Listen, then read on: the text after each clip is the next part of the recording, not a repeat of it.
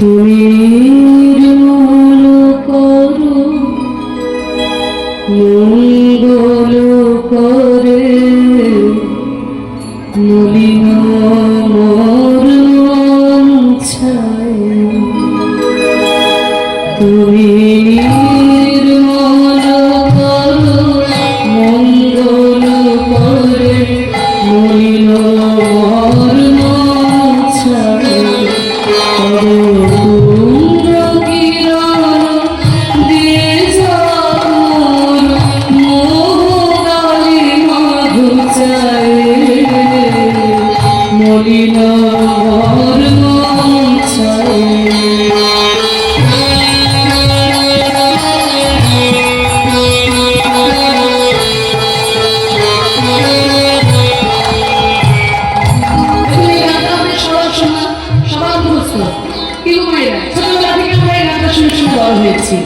কিন্তু গানটা শুনলে হবে, গানের মানেটা আমাদের হয়তো অনেকে জানা নেই, অন্তর্নিহিত অর্থটা।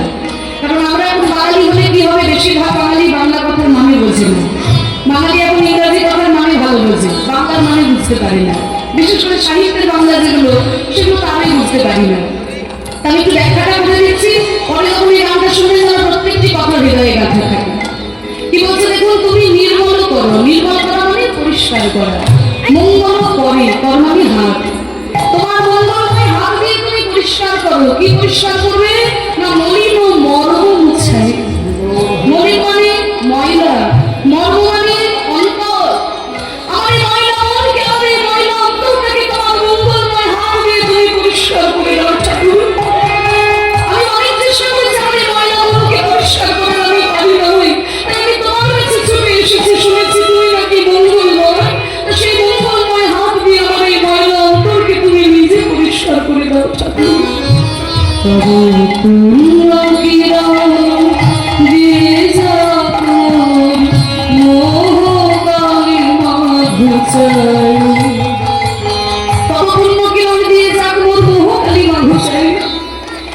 সকালবেলায় সূর্য ওঠার আগেই কিন্তু চারিদিকটা আলো হয়ে যায়। ঠিক তেমনি হে প্রভু, আমার এই মনের মধ্যে কাম, ক্রোধ, লোভ, মোহ, আশ্চর্য, হিংসা, ঝড়, জচ্ছুরি, জোয়া, বিদ্বেষ, এই সমস্ত কিছু ময়লায় যে আমার মনকে ভরে দিয়েছে ঠাকুর। তুমি আমার হৃদয় আকাশে উদিত হওয়ার আগে যেন আমার এই মন থেকে অজ্ঞানতার অন্ধকার দূর হয়ে যায় ঠাকুর। তবু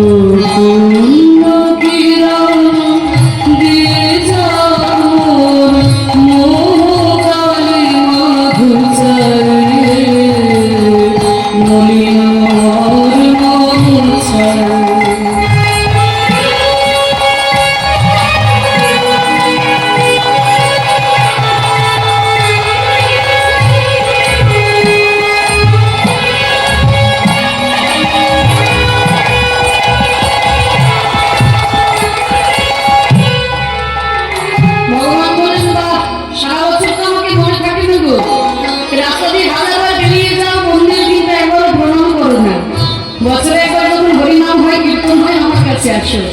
আজকে হঠাৎ কীর্তন শুনতে এসে কীর্তনিয়ার সঙ্গে এত সুন্দর প্রার্থনা, চোখের জলে ধুয়ে মুছে যাচ্ছ কেন? এতদিন তো আমাকে মনে ছিল না, আজকে কেন আমাকে মনে পড়েছে? বলে প্রভু, এতদিন তো আমার কোনো দুঃখ ছিল না, দুঃখ থাকলেও আমি বুঝতে পারি নাই। আমার এই মনের মধ্যে যে কামক্রোধ, লোভ, মোহ, আশ্চর্যের মতো ময়লা আমাকে ঘিরে দিয়েছে, এটা তো আমি বুঝতেই পারি নাই।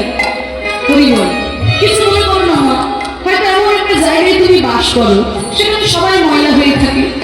এবার তুমিও যদি নোংরা জামা কাপড় পরে থাকো, তোমার কিছু মনেই হবে না।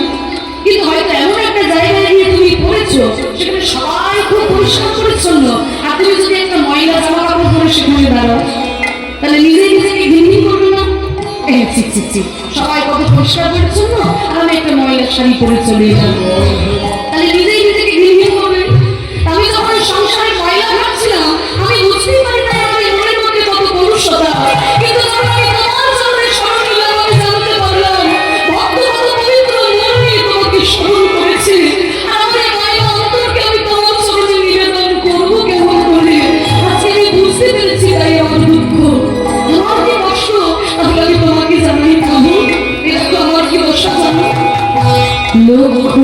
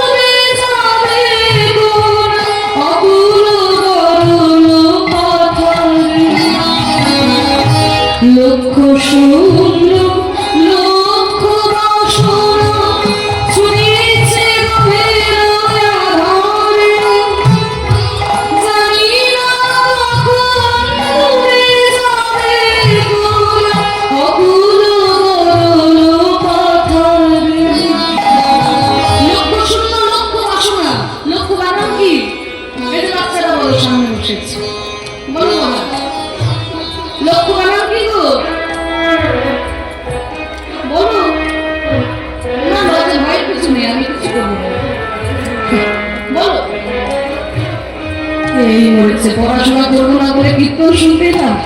দেখো দিদিমণি এখানে আমার পড়া ধরছে। কি গো, বাংলা মিডিয়ামে পড়ো নাকি তোমরা, সবাই ইংলিশ মিডিয়ামে পড়ো? লক্ষ্মী বানান কি? হ্যাঁ, ল কেন তুমি শিখিও, তাই তো? আরেকটা বানান হচ্ছে ল খিয়ে জফলা, দুটো বানান আলাদা, মানেও আলাদা। ল কেন মনুষ্য, লক্ষ্য মানে হচ্ছে 100,000, আর ল খিয়ে জফলা, লক্ষ্য মানে উদ্দেশ্য। যদি বলে তোমার জীবনের লক্ষ্য কি, তাহলে সেটা জফলা হয়ে যায়। আর যখন 100,000-এর কথা বলা হয় তখন শুধু লক্ষ্য। তাহলে হচ্ছে লক্ষ্য শূন্য, মানে প্রথমত জফলা। জীবনের আমার কোনো লক্ষ্য নাই, কিন্তু লক্ষ্য বাসনা, লক্ষ লক্ষ কামনা বাসনা। টাকা চাইছে, পয়সা চাইছে, গাড়ি বাড়ি চাইছে, ধন সম্পত্তি চাইছে, সবকিছু যখন হয়ে গেল মনে মনে ভাবছে ঘুর হবে, হাত কাছায় গিয়ে বলে থাকবে আমি ওই ব্লুবেরিয়ার টাউনে গিয়ে একটা বাড়ি বানাবো। দাদা ব্লুবেরিয়ার টাউনে একটা বাড়ি হয়ে গেল, ধুর বাবা এখানে থাকা যাচ্ছে না, ঠিক ছেলে মেয়ে পড়াশোনা হচ্ছে না, কলকাতাতে গিয়ে একটা ফ্ল্যাট কিনবো। কলকাতায় একটা ফ্ল্যাট হয়ে গেল, কিছুদিন পরে আমার ওখানেও ভালো লাগছে না, শেষে ভারতবর্ষে ভালো লাগছে না, আমেরিকাতে গিয়ে বাস করছে, তাই না? তাহলে লক্ষ লক্ষ কামনা বাসনা উদ্দেশ্যহীন ভাবে ছুটে চলেছে।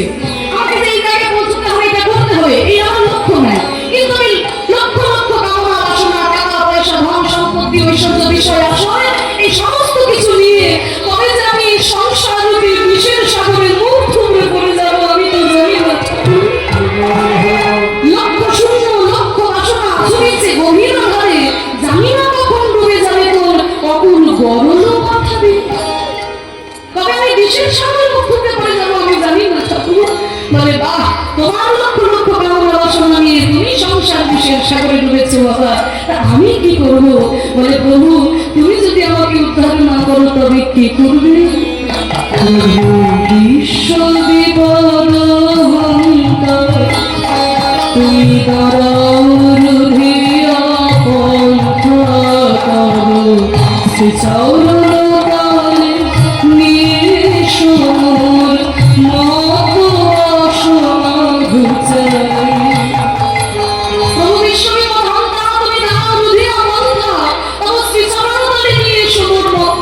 তুমি শুনেছি তুমি নাকি জগতের পিতা, তুমি নাকি বিশ্বের পিতা, তাহলে তুমি যদি জগতের পিতা হও তাহলে তো তুমি আমারও পিতা।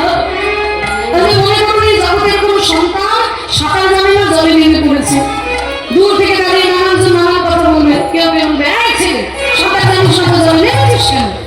কেউ কেউ বলবে ছেড়ে দাও ছেড়ে দাও, পরের ছেলে পরম আনন্দ, যত উচ্ছন্নে যাবে ততই আনন্দ। কিন্তু এমন সময় ছেলেটার বাবা যদি রাস্তা দিয়ে বেরিয়ে যায়, সে কি কথা বলতে পারবে যে সাঁতার জানিস না তো জলে নেমেছিস কেন? তাহলে বাবা কি করবে? প্রাণপণ চেষ্টা করে জলের মধ্যে নেমে সন্তানকে তার কোলে তুলে নেবে।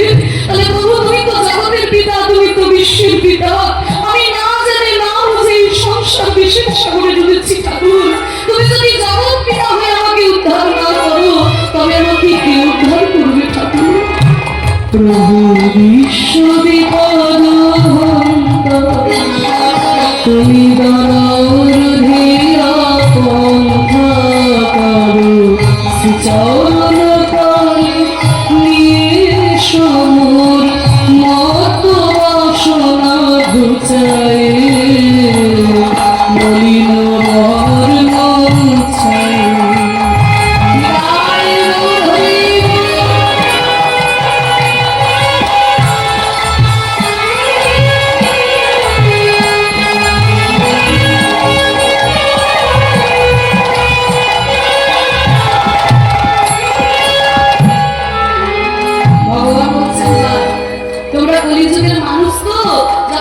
ভক্তি দিয়ে মানতে পারো না তখন যুক্তি দিয়ে বেঁধে দাও, যখন দেখো ভক্তি দিয়ে মানছো না তখন যুক্তি দিয়ে বেঁধে দাও। হ্যাঁ বেদান্ত দর্শনে আমি বলেছি আমি সবার পিতা, সবাই আমার সন্তান, ঠিক আছে আমাকে না হয় তোমরা বাবা বলছো, আমি তো তোমাদের উদ্ধার করবোই, কিন্তু তোমরা যে আমাকে বাবা বলছো, বাবার খোঁজ খবর রেখেছো তো?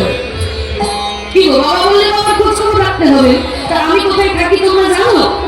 তোমরা জানো না? এই তো কীর্তন শুনে শুনে সব মুখস্থ করেছি। কোথায় থাকি বলো? এই তো রামচন্দ্র থাকে অযোধ্যায়, কৃষ্ণ থাকে বৃন্দাবনে, মহাপ্রভু রয়েছে নবদ্বীপে, জগন্নাথ রয়েছে পুরী ধামে। আরো শুনবে আছো চির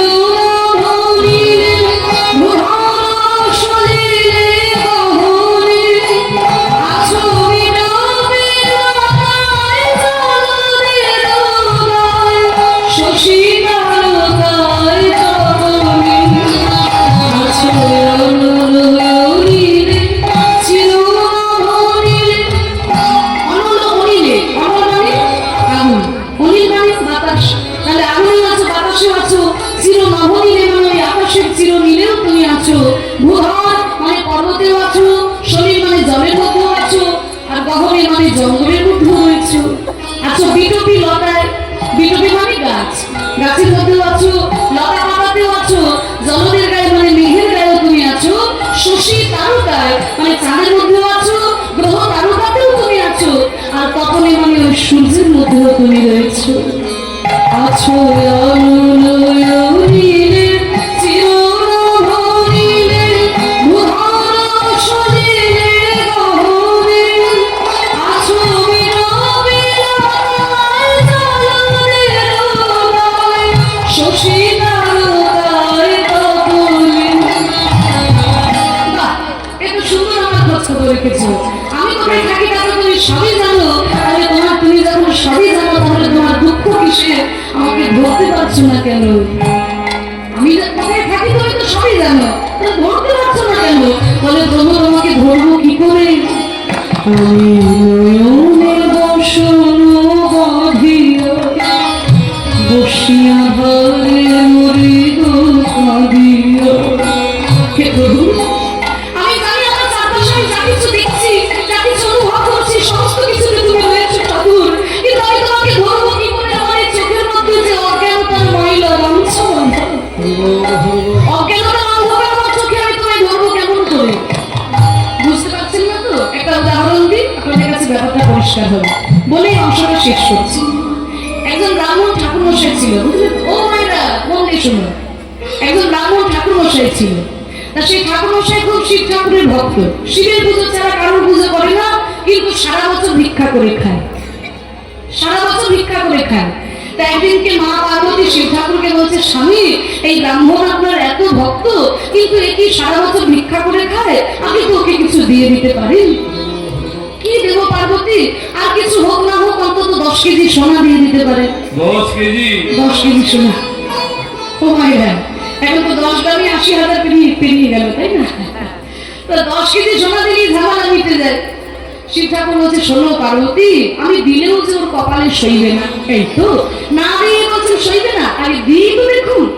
ঠিক আছে, আমি না হয় কিছু দিতে পারছি না, আমি তো ভিখারি মানুষ, কিন্তু তুমি তো অন্নপূর্ণা, আমি যদি ওর বাবা হই, তুমি তো ওর মা, তো তুমি দিয়ে দেখো ওর কপালে সই কিনা। ঠিক আছে, আপনি না দিলে আমিই দেবো। এইগুলো করেছে কিনা, যে রাস্তা দিয়ে ব্রাহ্মণ ভিক্ষা করে আসে, ওই মোড়ের মাথাতে 1 লরি হিরে ফেলে দিয়েছে।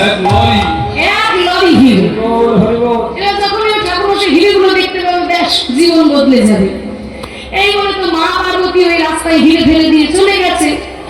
আর ব্রাহ্মণ রাস্তা দিয়ে আস্তে আস্তে মনে মনে চিন্তা করছে, দূর সারা বছর ভিক্ষা করে খায়, কোনোদিন কেউ ভিক্ষা দেয়, কেউ ভিক্ষা দেয় না।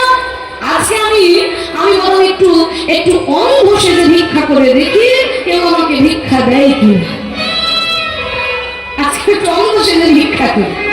এবার কাঁধে ছিল একটা ময়লা গামছা, ওই গামছাটাকে চোখের মধ্যে বেঁধে নিয়ে অন্ধ সেজে রাস্তা দিয়ে যাচ্ছে। এবার ওই মা পার্বতী হিরে ফেলে রেখেছিল না রাস্তার মধ্যে, আর হিরেগুলো পায়ের মধ্যে ঠেকেছে, কিন্তু ঠেকলে কি হবে? চোখে তো গামছা বেঁধে নিয়েছে, দেখতে তো পাচ্ছে না হিরে থাকে। ও চোখে গামছা বাঁধা হিরেগুলো হচ্ছে, ও বাবু এই রাস্তাতে কে পাথর ফেলে রেখেছিল? দেখেছো সরকারের কোনো কর্মকাণ্ড আছে? হ্যাঁ, রাস্তা করে বলে পাথর ফেলেছে, রাস্তা করার নাম নেব, পাথরে লেগে আমার পাটাই কেটে গেল।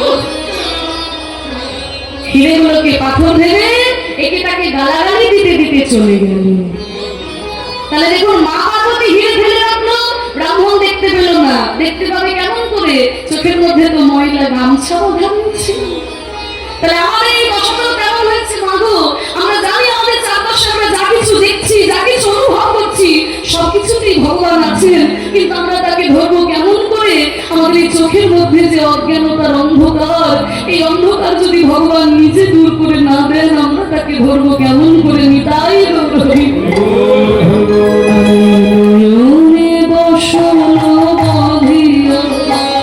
বসিয়া ঘরে মরি গো কাঁদিয়া, আমি দেখি নাই কিছু, বুঝি নাই কিছু, দাও হে দেখায় বুঝায়, বলি না ঘর বলছে